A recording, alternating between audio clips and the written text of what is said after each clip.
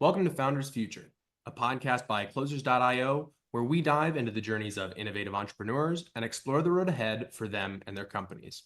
I'm your host, Samuel Konzem, and in each episode, we'll uncover the stories behind successful startups, the challenges faced along the way, and the strategies driving their future expansion. Today, we're excited to have Linda Salazar, the founder of Bright Trainer. She'll be sharing more about her founding story, giving us a glimpse into her plans for future growth. So let's jump right in. Linda, welcome to Founders Future. Hi, Samuel. Thanks for having me. Of course. Now, specifically for you, you really branched out into the world of entrepreneurship yourself early January of 2023, correct? Yes, What sparked that decision and what really drove you into, being into business for yourself? just born with the entrepreneurial gene. So I've always had a side hustle. In addition to my job, I've worked as a corporate trainer since September of 1996, and I still love it. It is my favorite thing to do to help people grow their knowledge, skills, and abilities. But after my fourth time getting laid off, because that is what happens to trainers whenever money gets tight, the first thing to go is training. So I had been laid off over and over, and I decided, okay, I'm about good and tired of this.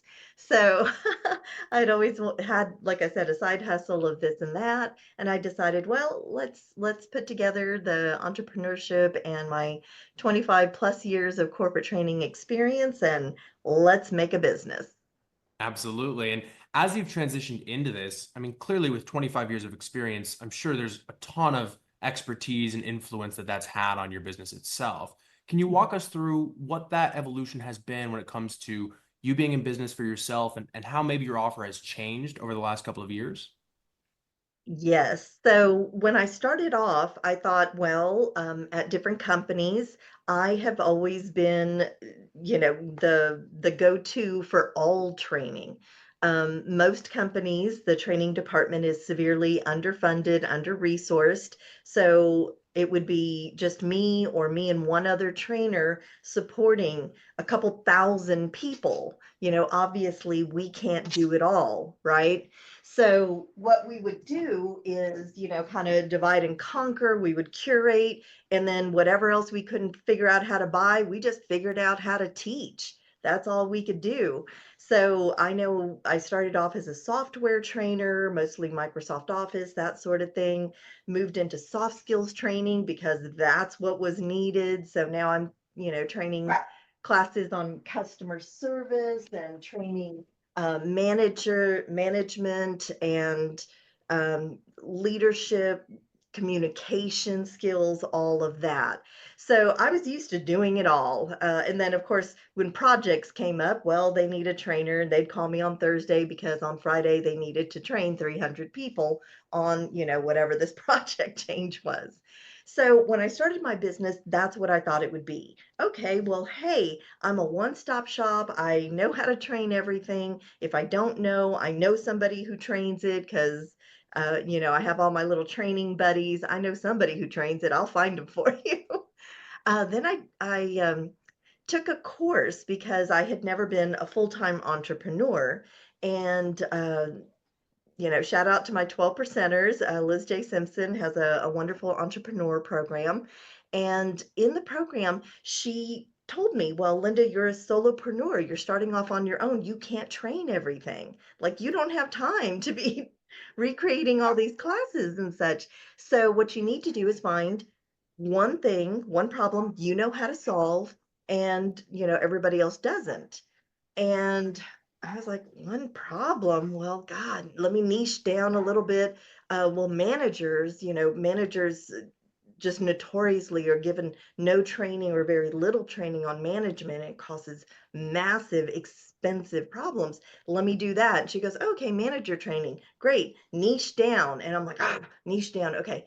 So, okay, first time managers. Yeah, those poor people, they're usually individual contributors who do a great job. So they get promoted to manager, they're handed the keys. Congratulations. Susie, you are now manager of your team. And Susie's like, okay, well, now what do I do? Right. So I figured I could really help Susie. I could jump in at that moment and help her out. And is that good, Liz? And Liz is like, good. niche down. I'm like, niche down, you crazy lady. What How else am much I supposed further to can I niche down? go? How much further? And she goes, come on, Linda, dig deep. You can find one small problem that you solve that nobody else does. And then I remembered that throughout my career as a trainer, other people had come to me who were not in the training department, and they had been voluntold that they were going to train something small, usually like, hey, we have a software update in the accounting software. So, Sally from accounting would come, Linda, they're making me train. And she didn't want to train anything. She just wanted to do her accounting work, which is, what she has her degree in and what she's great at. And she's got her deadlines and her projects and her meetings, and she doesn't have time to train. She doesn't have time how to figure it out. So poor Sally, opens up PowerPoint, vomits on some slides, and then she books a room, invites her accounting co-workers. They don't want to be there. She doesn't want to stand at the front of the room and do this. She reads her slides to them and then checks the box. Hey, training has happened. Well, did it? Did the learning transfer actually happen? Well, having slides read to you, I don't know. Is that your best way of learning, Samuel? Mm, Probably not, right? I wouldn't say so. No. So what happened was I would take the Susies of the world who would come all distraught, running, Linda, you have to save me. And I would work with them one on one. I would show them, hey, what's your content? What is it you need to train? Is it software? Is it a new process? What is it? Then I would show them how to break it down into three buckets: what they have to know, what they have to know how to do, and what they have to know how to find. Then once we've taken that content, broken it into those three buckets, I show them, here's how to train the stuff they need to know. Here's how to train the stuff they need to know how to do. And here's how to train the stuff they need to know how to find. And then I would give them, here's great ways to make sure that training happens. I would practice with them a little bit, give them some feedback, a little classroom management techniques, and off to the races. And it was very successful. So this happened over and over. So I decided, well, let me record what I'm teaching these folks, so I could just give them a recording. So I created a recorded course. I put it up on Udemy, and when anybody would come to me, then Linda, they're making me train. I would say, okay, cool. Let me give you the link to my Udemy course. Go ahead and watch it, and then, set a meeting with me. And then from there, I'll just help you out. But they had the core of what to do already. And that was fine. And I just kind of set it out there and kind of forgot about it for a while. But when I was taking Liz's class, I thought about, oh yeah, that Udemy course. I forgot I had put it out there. So I went and opened the course to see how it was doing. Well, it had been downloaded over 2,000 times in 190 different countries. Wow. Countries I had to look up to see what is that country. Like I did not even know all the countries. And so I was in tears. It just absolutely touched my heart to know that around the world I was helping people solve something that I know how to do, that I'm very confident with, and I can make it easier for them. Mm. So That's an excellent that's story too, because you don't even, I mean, it was almost like a set it and forget it thing. And you checked it up again yes. in 2000. Wow, how did this even happen? And so walk us through a little bit more of that process. For your one-on-one clients, you would send them to the Udemy course, and then from there you'd work directly with them one-on-one. Is that correct?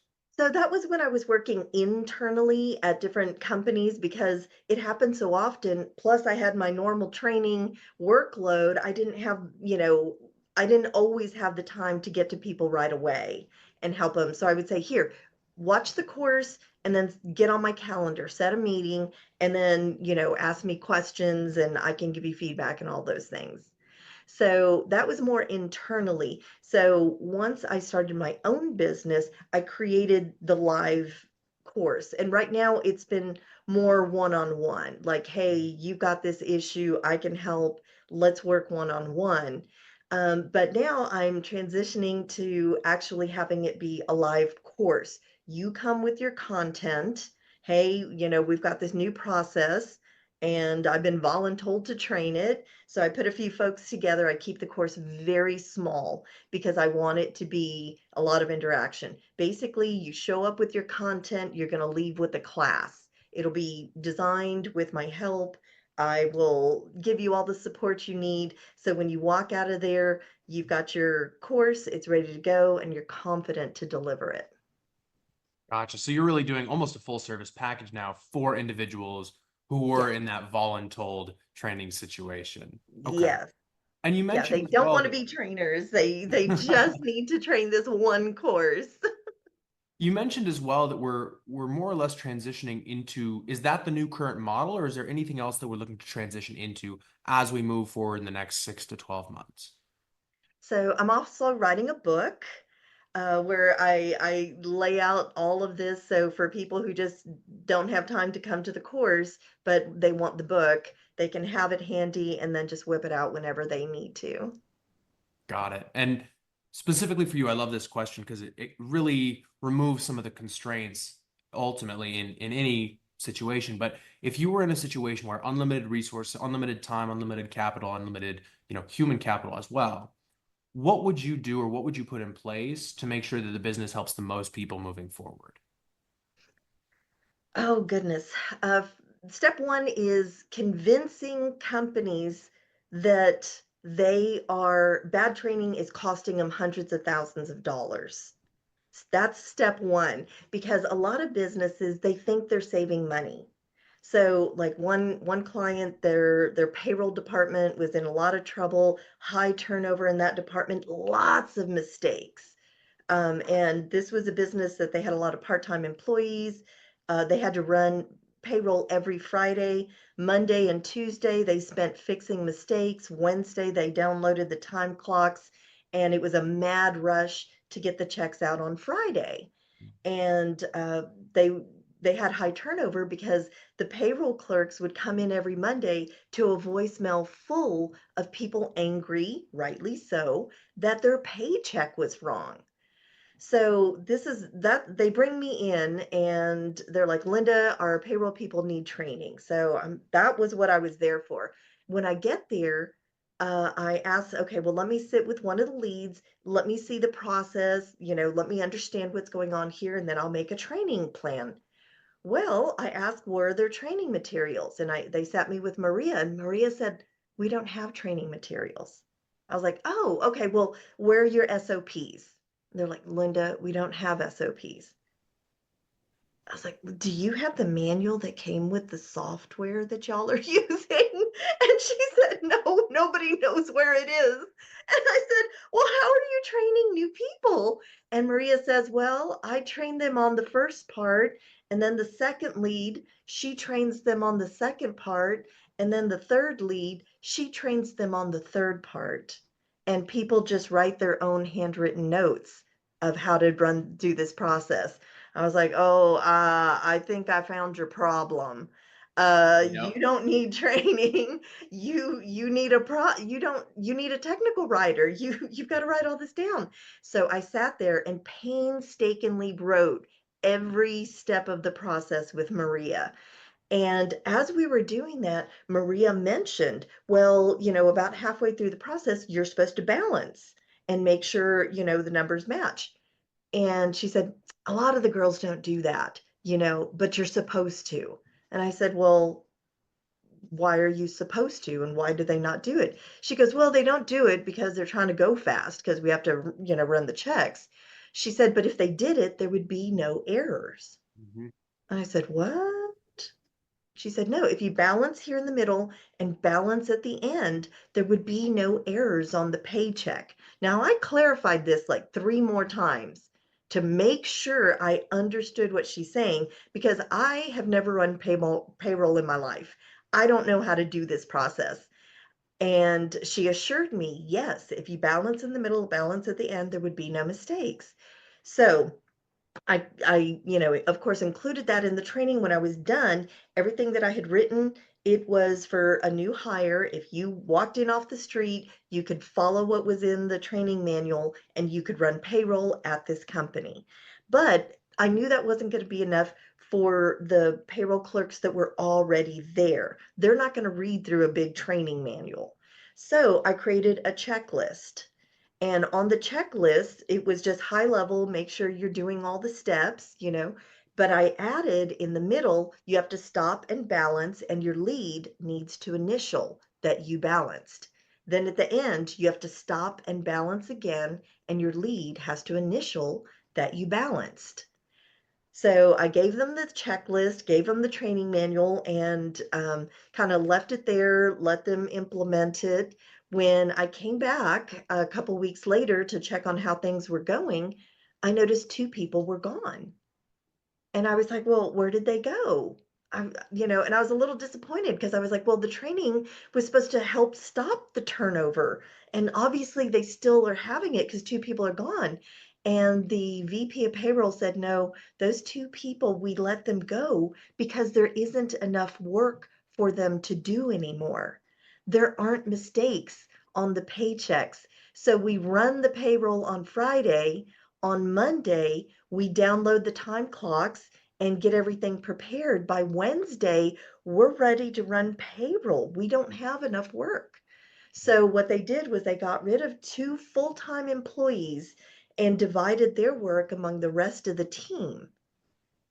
And so after, well, I was a little sad that anybody lost their job. That was not my intent, but it just shows you how much money they were losing by quote unquote saving money on a trainer. Yeah. So just And I with think those really two to people. to to almost summarize that in a single phrase, I mean, it's the education behind how much the opportunity cost of not fixing the problem is.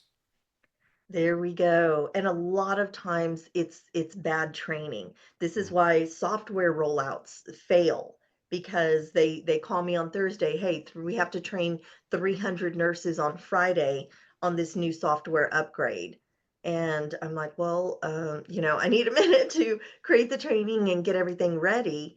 And a lot of times I can jump in with other solutions. In that one case that I'm talking about with the nurses, the software change was small enough that I said, you know what, you don't need 300 people to come off of their patients for an hour class. I can do this in a side by side job aid.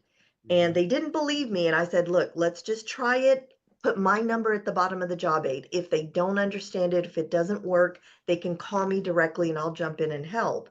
But we were able to do that. So if you take 300 nurses hourly rate, times that 1 hour of them being off. I mean, again, thousands of dollars. And that was one software upgrade in a healthcare system. Wow. I want to ask you a couple more questions here before we wrap up, specifically for you over not just your 25 years of actual training experience, but now your journey into entrepreneurship as well, in addition, obviously, to the side hustles and other experiences you have. What's the single best piece of advice you've ever received personally when it comes to the world of business? Oh, goodness. Um, Fail forward is what comes to mind. If you are too afraid to fail, you cannot be an entrepreneur. You have got to try things and fail, but learn something, pick yourself up, and keep going. Mm, And you're going to try stuff that doesn't work, but if you don't try anything because you're too afraid, well, you're not going to move. So fail forward, fail fast, fail often, fail forward. Is that the same advice you would give to, let's say, a new founder starting out in their journey now, or what else would you include as advice to someone new? Definitely, success leaves clues. Go find people who are already successful doing what you want to do. And most people, if you ask for help, they're flattered. They're happy to help. They're happy to share their journey, offer to intern for them, offer to, hey, is there a project you're working on that I can help with because I want to learn. All of us entrepreneurs have more work to do than we can get done. We are happy to offload something, yeah, that you're good at and in return teach you a whole lot. So definitely look for those mentors. Look for folks who can lead you in the right direction and folks who will challenge you. And that's actually how I started writing my book. I was talking to two trainers who they have, one has her own successful training business and the other is a successful author. And they kind of cornered me one day and they're like, well, Linda, when's your book coming out?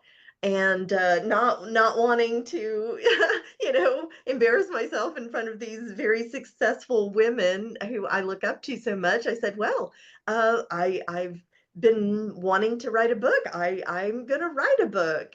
And without missing a beat, the one who has her own business looked at me and said, when? You're going to have it ready by this time next year? Because we were at a conference and she said, you're going to be debuting the book next year at this conference. And now I have to save face. So I said, yes. You can actually write the book. And I had to write the book. I couldn't say no. I couldn't embarrass myself. So then I had to write the book and I knew they were attending the conference next year. So it lit a fire under me. And so I had my first chapter ready. I had the cover ready and just putting the finishing touches on it, and it'll come out later this year. Super exciting. Do you have a title for the book picked out already? Yes, it's called Voluntold to Lead a Class. Here's what to do. Excellent. Well, Linda, I want to thank you so much for being on. This has been an absolute pleasure on my end. I want to thank you for sharing your journey and your story with us. To all of our listeners, if you've enjoyed this episode, don't forget to subscribe to Founders Future wherever you listen to your favorite podcasts. You can also find more resources and insights at closers.io, where we're dedicated to helping businesses accelerate their sales through trained sales individuals and world-class marketing systems. Until then, keep climbing, and we'll see you on the next episode.